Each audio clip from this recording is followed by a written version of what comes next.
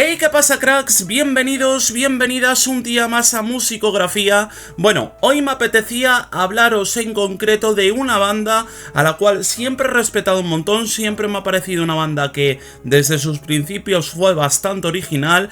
También se arriesgó mucho. Quiero decir que no fue solo el hecho de que hiciesen muy buena música, sino que también arriesgaron en cuanto a los géneros, y hoy me apetecía hablaros de ellos. Así que hoy nos vamos a sumergir en Bethlehem.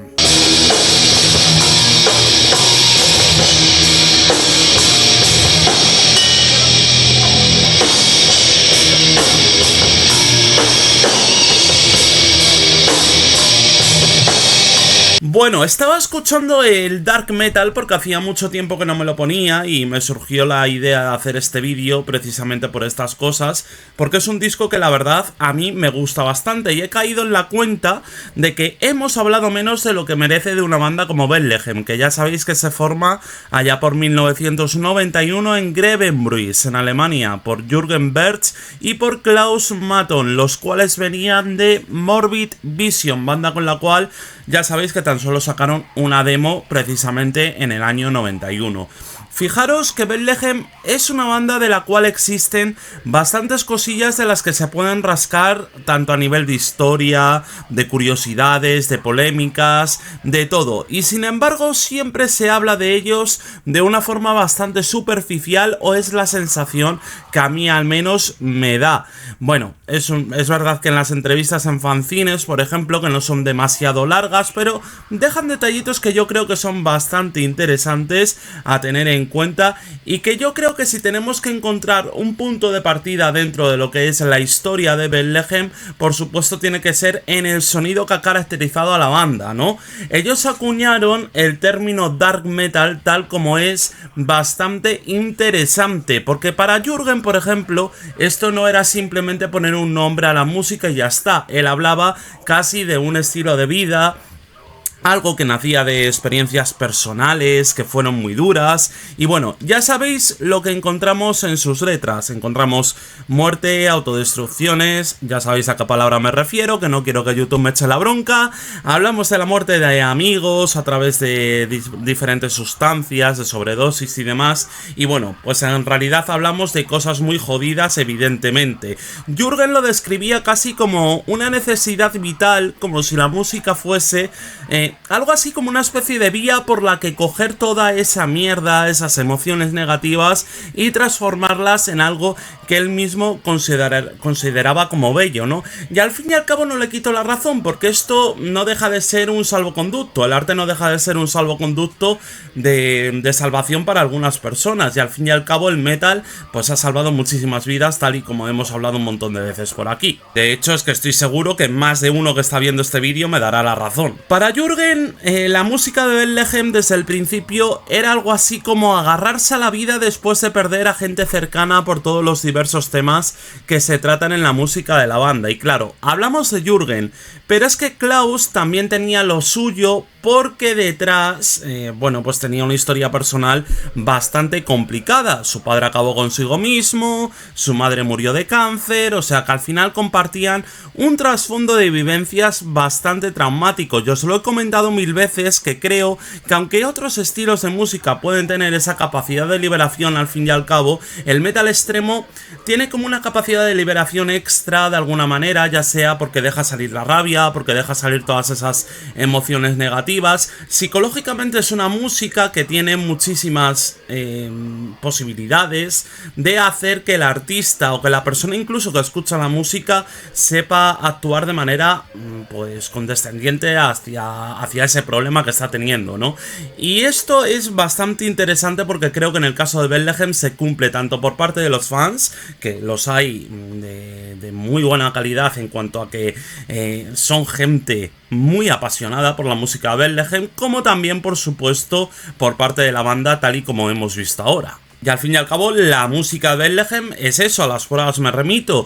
Esa pesadumbre, al fin y al cabo, se libera como liberación, nunca mejor dicho, del ser ante esas emociones negativas que está teniendo. El sonido primigenio de Bethlehem, sobre todo el que oímos en el debut de 1994, en el llamado Dark Metal, era una fusión que recaía en algo particular, porque la realidad es que en ese disco hay desde black metal hasta muchísimo doom metal, por supuesto.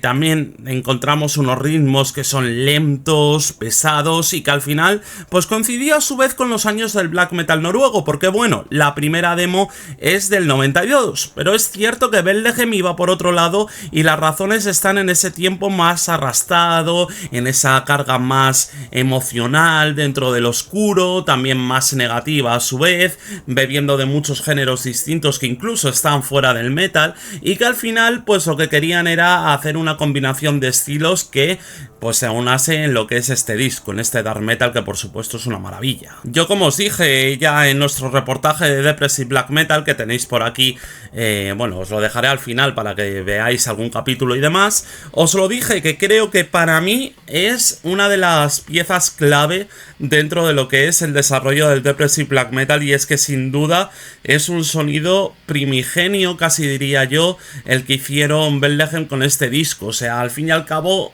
pusieron una piedra bastante grande para que el género fuese creciendo poco a poco. Y al final es que cae perfectamente en eso, porque son ritmos lentos, a veces muy crudos y sobre todo con la carga emocional que transmiten las voces, con esa angustia extrema de la que se suele hacer mención cuando se habla del Depressive Black Metal. Pero sí, se habla mucho de que Silencer, de que si Shining, de que no sé quién, pero hablando de voces tenemos que meternos en Bethlehem con una de las voces más características sin lugar a dudas dentro de lo que es el género, porque esto sí que no se puede discutir. Vamos ahora a por Dictus Tenecare.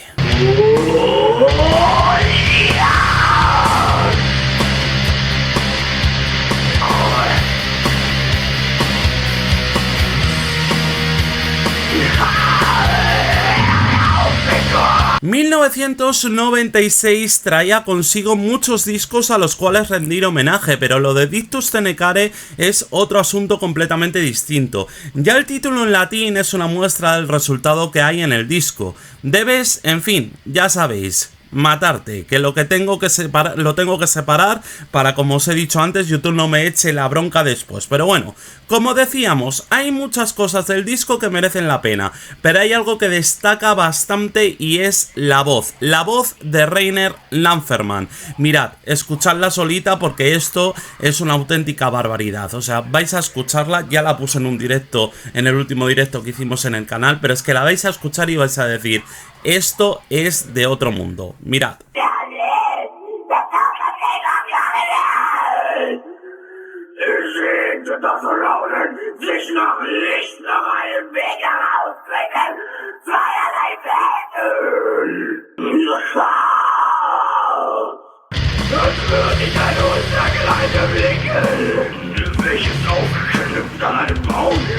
Telita, telita. Lo de Lanferman en este disco solo tiene un apelativo: legendario. Con su trabajo en este disco consiguió ser una de las voces más enfermas y más extremas del metal, convirtiéndose en un auténtico adalid del culto del Depressive Black Metal, sin exagerar ni un solo segundo, ni titubear sobre ello, porque es verdad que en la banda ha habido un baile constante en cuanto a su formación y por supuesto también en cuanto a vocalistas. Andreas Classen en el debut, con Marco Kerem de Deinonychus, Guido Meyer en la etapa experimental que después comentaremos, o incluso Onielar, que ya os lo he dicho siempre, es mi vocalista femenina de metal extremo favorita. Pero es que lo que consiguió Reiner ni se le acerca a ninguno de los casos, y eso que la etapa fue cortita de cojones, solo duró un año. ¿Qué pasó aquí? La marca que dejó Reiner fue enorme y su paso fue fugaz, pero es que además no hay nada claro por qué se marchó y hay mucho misterio alrededor de esto, incluso con conspiraciones bastante interesantes. Hay voces que comentan que perdió el interés de la banda, y esto suele ser lo más común en muchas ocasiones y es más común de lo que parece. parece, efectivamente. Otros hablan de rumores y algunos de hecho son bastante infundados, que lo relacionaban con otra banda de culto del rollo depresivo y ya nombrada hace relativamente poco, como es Silencer. No hay una versión clara, es verdad que luego aparece en el Alex Todd, pero en ese compilatorio, al fin y al cabo, cuando aparecen al Stott, son canciones que ya aparecieron en un recopilatorio en los 90, así que no valdría tampoco decir que estos son canciones nuevas. Yo, como digo, para mí aquella voz es historia del metal extremo y contribuyó al aura de la banda, además de que, al ser tan extrema, iba de la mano de unas letras en las que Jürgen usó la intensidad a un nivel desmedido y que resulta otro de los pilares en la carrera de los alemanes. Giran en torno al morbo, a lo grotesco, lo doliente e incluso la locura, pero sobre todo con una fuerza vital especial para Jürgen, puesto que las letras están basadas en sus propias experiencias o las de su entorno. Porque claro, uno ve fijamente lo que es el logo de Bethlehem, que me vais a permitir que lo ponga por aquí, y dice que esto pues que tiene pinta de girar en torno al satanismo, a lo ocultista y bueno, no aluda a que las letras son satánicas, es que no tiene nada que ver y de hecho no van por ahí los tiros, sino que es algo que más bien va en torno a lo visceral, pero no tiene nada de idea satánica ni demás, y esto lo digo especialmente por una cosa, porque si saltamos en el tiempo, pero nos vamos con su primera demo, con la homónima, la de 1992, Klaus Mathon le entregó una copia de la demo a un chaval de 14 años. ¿Qué ocurrió ante este gesto? Que la madre del adolescente contactó a la banda alegando que la música de Bethlehem le había provocado a su hijo una agresividad desmedida, incluso le había hecho construir un altar satánico en su habitación. Bueno, los padres de hecho intentaron demandar a la banda por promover un mensaje violento y como resultado de esta controversia, Bethlehem enfrentó censura e incluso la prohibición de tocar en algunas ciudades alemanas. Además de esto, las discográficas con las que trabajaban entonces les eliminaron fotos que podían malinterpretarse como pro-satánicas y eliminaron palabras como Lucifer o Satan de los libretos. Claro, joder, esto les deja una sensación bastante agridulce, les deja muy mal sabor de boca y es una prueba perfecta de por qué no dan tantos conciertos, porque esta experiencia, al fin y al cabo, que puede resultar así vista, a simple vista, como algo infantil o como algo que podría suceder sin lugar a dudas, a Jürgen especialmente le genera una sensación de desconfianza, por decirlo de alguna manera, porque aparte de eso es también lo que hay detrás, las prohibiciones de tocar en su país, también las discográficas poniéndose tontas, y todo esto pues hace que hoy en día Bethlehem sea una banda difícil de ver, porque al fin y al cabo todo esto le tocó bastante a las narices, como es lógico. En fin, ¿cuántas veces hemos vivido esto de la censura, verdad? Pero es que además con Bethlehem la cosa es que se va de madre, porque es que las letras son tan crípticas, tienen tantos mensajes, hay muchísimo existencialismo dentro de lo que son las letras en sí, no sé, me parece todo una auténtica locura.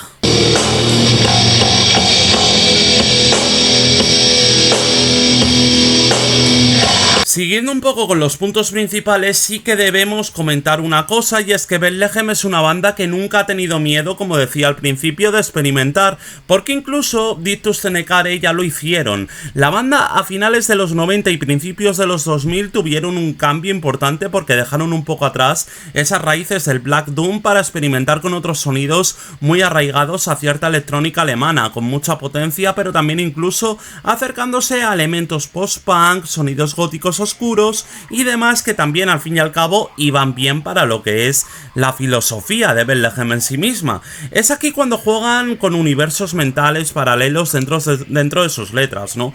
Mundos en los que un Jürgen, siempre muy imaginativo, jugó a meter sus demonios reflejando una lucha de sus fantasmas internos, de la adicción, del aislamiento y de tantos problemas que ha tenido a lo largo de su vida.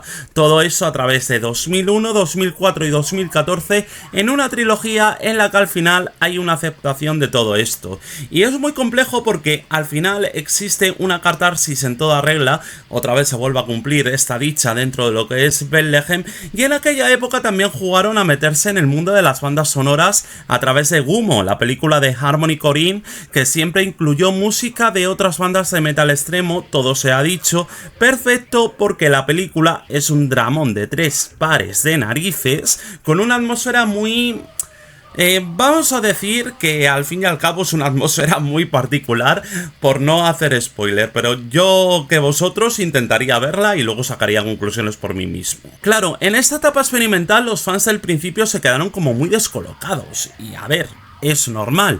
Como siempre que ocurren estas cosas, y lo hemos visto en bandas del palo de Anacema, que yo creo que es un clarísimo ejemplo, la división que hay gente que aplaude la valentía e incluso gusta de esas experimentaciones, y otro sector que no conecta tanto porque lo que esperan es un dark metal, un Dictus Tenecare, etc. Pero eso sí, años más tarde volverían a las andadas, y con esto nos vamos a la actualidad misma de la banda, la etapa con Onielar. De hecho, el disco de 2016, SLP homónimo, resultó como un regreso en plena forma, un regreso que contrastaba con la regrabación del Suicide de 1998, solo que con Niklas Steining a las voces en lugar de las de Katrin Kampen. Joder, la verdad que la regrabación con Niklas es un auténtico desastre. Eso sí que invita al desastre, invita a todo lo que quieras, a la depresión absoluta y a un vacío existencial de narices. Es malísimo. Pero bueno, que lo que importa es eso, el disco de 2016 y la aceptación que tuvo como una reafirmación